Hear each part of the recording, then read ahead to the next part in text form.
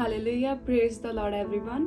मैं परमेश्वर की प्रेजेंस में आप सबका वेलकम करती हूँ और मैं विश्वास करती हूँ आप सब ब्लेस्ड हैं। परमेश्वर का आत्मा आप सबके साथ है।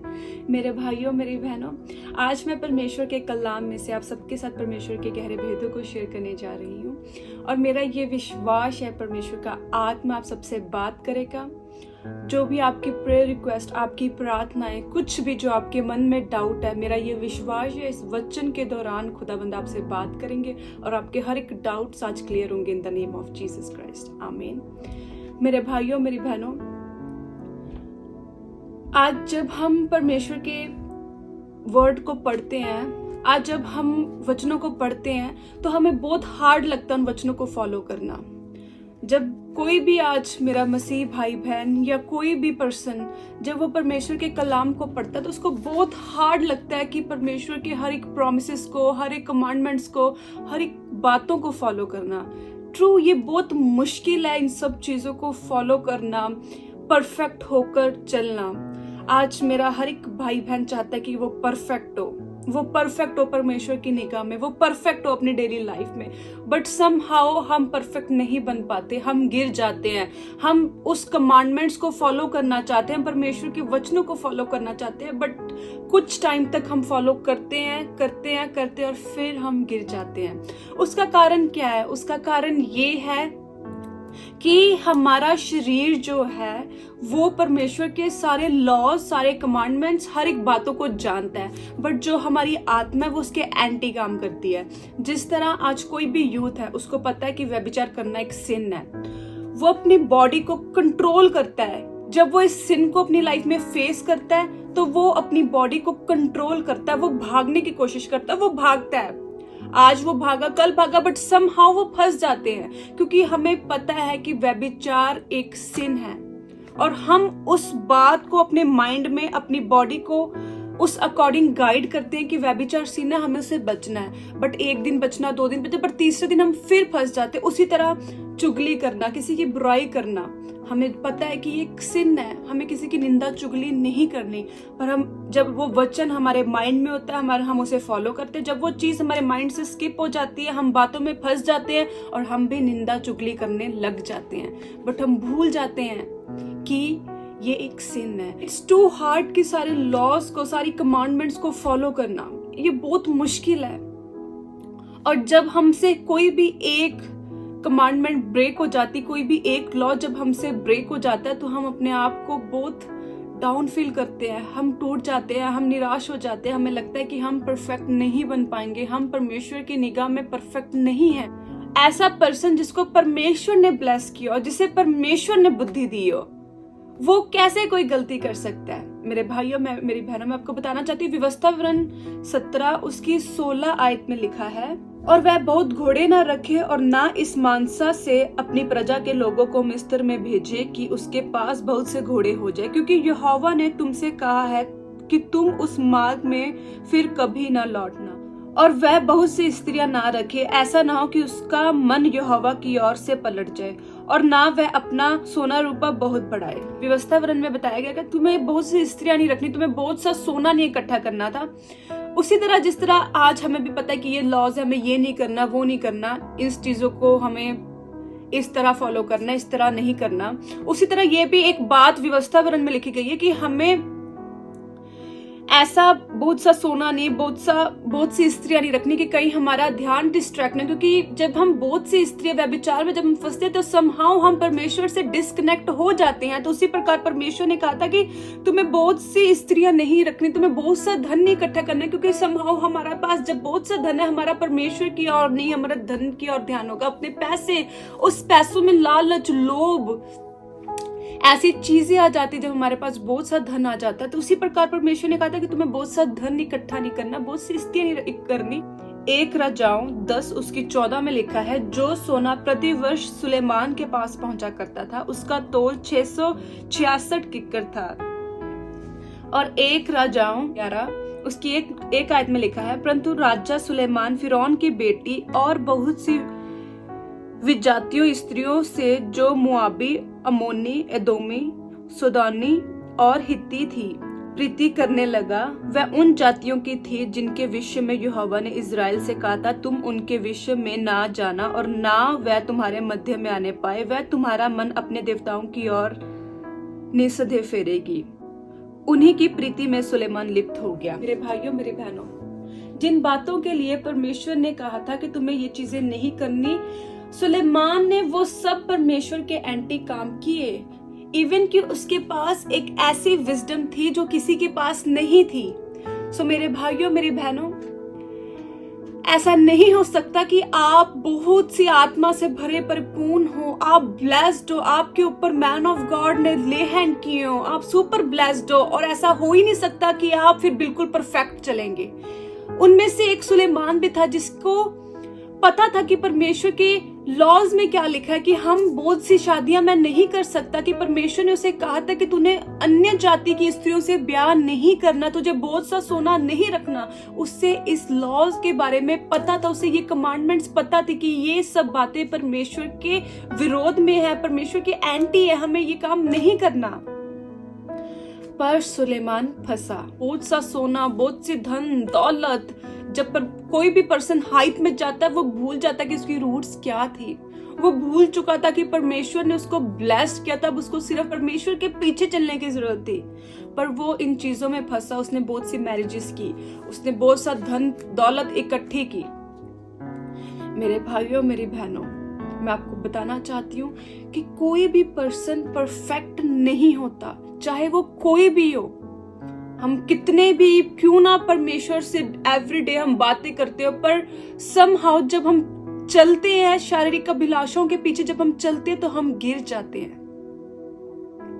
सो मैटर नहीं करता कि आप कितने भी प्रार्थना कर रहे हो, कितने भी ले हैंड, कितने भी मैन ऑफ गॉड आपसे बात कर रहे हो, पर जब आप परमेश्वर से अलग होकर चलोगे तो आप गिरोगे।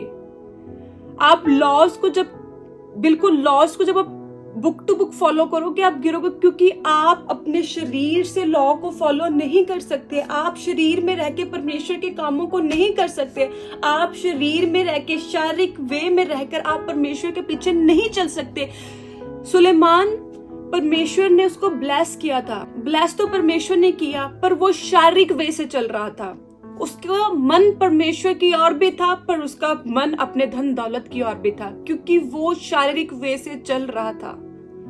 आप शरीर में रहकर, आप शारीरिक वे में, आप दुनियाविक चीजों में रहकर आप परमेश्वर की बातों को नहीं फॉलो कर सकते।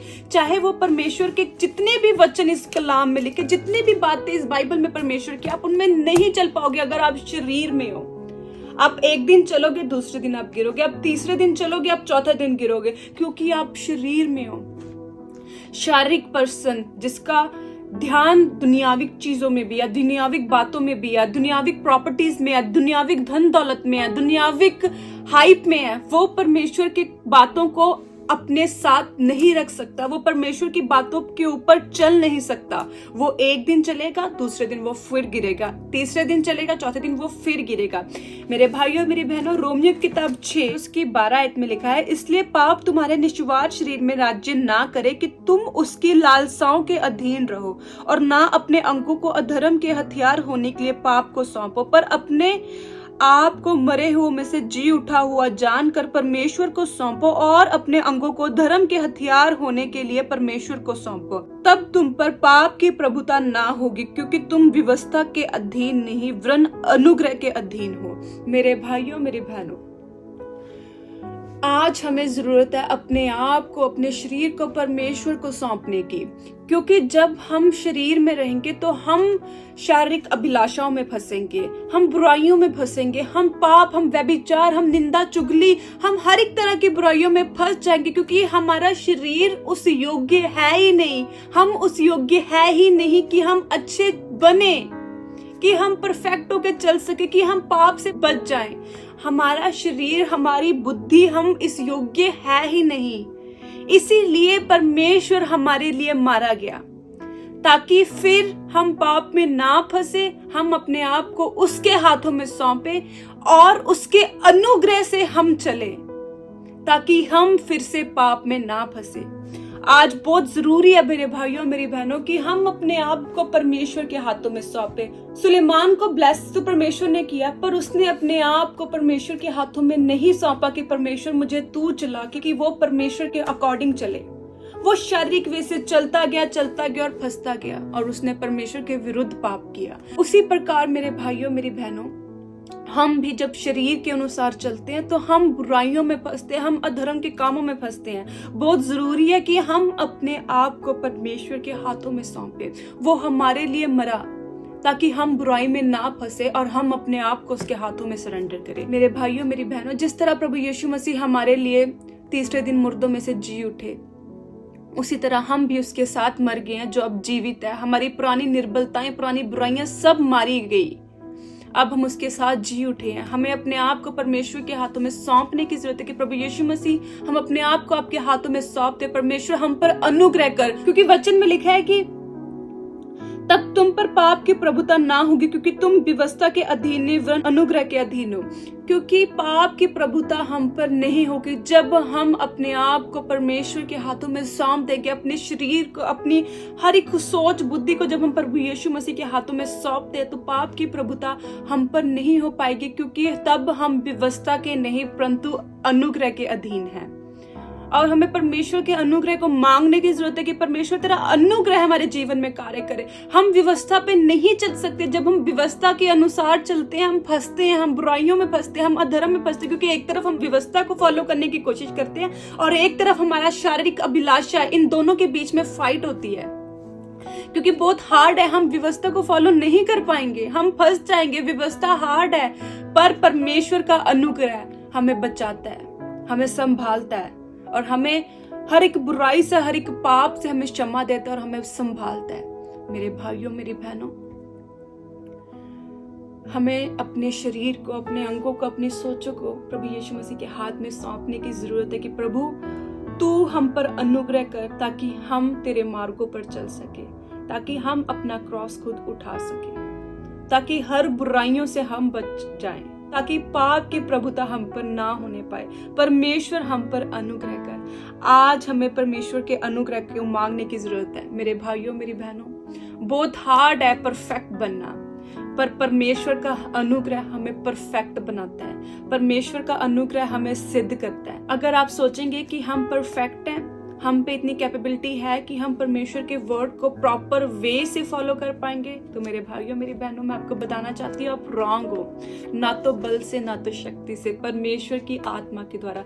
परमेश्वर का आत्मा ही हमें गाइड करता है, हमें उस कैपेबल बनाता है कि हम परमेश्वर के वर्ड पर चल सकें। सो मेरे भाइयों मेरी बहनों, शारीरिक वे से बिल्कुल नहीं चलना, बिल्कुल भी हमें अपने आप पर कॉन्फिडेंस नहीं रखना कि हम स्पिरिचुअल हैं, हम प्रॉपर वर्ड को फॉलो कर पाएंगे, हम एक बेस्ट स्पिरिचुअल पर्सन बन पाएंगे। नहीं, हमें अपने आप को परमेश्वर के हाथों में सौंपना है कि परमेश्वर हम पर अनुग्रह कर। हम पापी, हम गुनहगार हैं, बहुत मुश्किल होती है खुदावंत हमको कि हम परफेक्ट होकर चल पाए। हम गिरते हैं खुदावंत, हम बहुत बार चलने की कोशिश करते हैं पर हम गिर जाते हैं। परमेश्वर मुझ पर अनुग्रह कर। खुदावंत मैं जानती हूँ मैं परफेक्ट नहीं हूँ, पर परमेश्वर तेरा अनुग्रह, तेरा आत्मा मुझे सिद्ध बनाता है परमेश्वर। और खुदावंत आप सबकी हेल्प करेगा और आपको प्रोटेक्ट करेगा और आपको अनुग्रह देगा कि आप सिद्ध हो जाएं और आप सिद्ध बनते जाएं। इन जीसस नेम, आमीन।